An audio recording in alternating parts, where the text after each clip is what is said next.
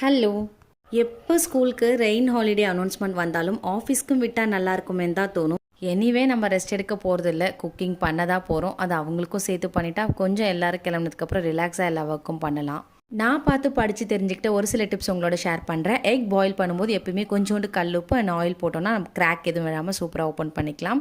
And எப்பவுமே கல்லுப்பு fill பண்ணும்போது ஒரு துணி இல்லை ஒரு க்ளீனான கிளாத்தில் கொஞ்சமாக கல்லுப்பு போட்டு நல்லா முடிச்சு போட்டுட்டு அந்த பாக்ஸ்குள்ளே போட்டுட்டு செராமிக் ஜாரில் அதுக்கப்புறம் நம்ம ஃபில் பண்ணோன்னா அந்த தண்ணி விடாமல் இருக்குமாம். அண்ட் எப்பவுமே வெங்காயம் தக்காளி வதக்கும் போது வெங்காயம் நல்லா வதங்கினதுக்கப்புறம் தான் தக்காளி ஆட் பண்ணி வதக்கணுமா. வெங்காயத்தையும் தக்காளியும் ஒன்றா வதக்கக்கூடாதான். அண்ட் கீரை சமைக்கும் போது எப்போயுமே மூடி போட்டு சமைக்கக்கூடாதான். அண்ட் மோர் குழம்பு ரெடி பண்ணிங்கன்னா கண்டிப்பாக அது ஆறுற வரைக்கும் மூடி வைக்கக்கூடாதான்.